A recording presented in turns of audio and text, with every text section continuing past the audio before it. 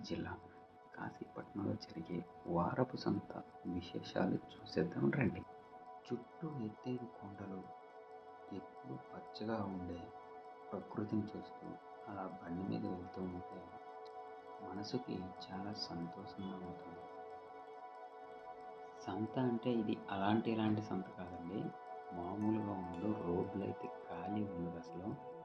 ఇక్కడికి చుట్టుపక్కల గిరిజన ప్రాంతాల నుంచి కొండల్లో పండే సహజ సిద్ధమైన పంటని తీసుకొస్తారు. అందులో సీతాఫలం సీజన్ వచ్చిందంటే మామూలుగా ఉండదు అసలు. వైజాగ్ నుంచి కూడా వ్యాపారులు ఇక్కడ కొనడానికి సీతాఫలం కొనడానికి వస్తారు. ముఖ్యంగా సీతాఫలం, పనస, ఆగాకరకాయలు, మేము ఆగాకరకాయలు అంటాము, నారింజ, నిమ్మకాయలు, ఇంకా ఇది చూసారా మంచం కోళ్ళు తయారు చేసినవి కూడా తీసుకొచ్చారు. వీళ్ళు పండించే పంటలన్నీ సహజ సిద్ధంగా కొండ ప్రాంతాల్లో పండినవండి.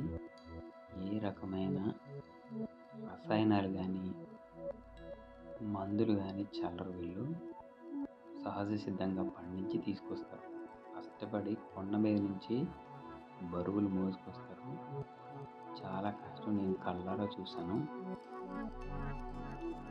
కానీ కిందకు వచ్చేసరికి వాళ్ళకి మిగిలేది కష్టం తప్ప ఇంకేం లేదు. ఎందుకంటే బయట నుంచి వచ్చే దళారులు చాలా తక్కువ ధరలకి వాటిని తీసుకుని పోతారు. ఎందుకంటే నేను కళ్ళారా చూశాను కాబట్టి చెప్తున్నాను. ఇక్కడ జరిగే దళారీ వ్యవస్థ ఎంత దారుణం ఉంటుందో నేను చూశాను. చూసారుగా, ఇలా కొన్న పంటని ఇలా ఆటోల్లోని తీసుకుని పోతారు. వాళ్ళ అమాయకత్వాన్ని చాలా వరకు క్యాష్ చేసుకుంటూ ఈ దళారులు, వాళ్ళకి మిగిలేది కష్టమే.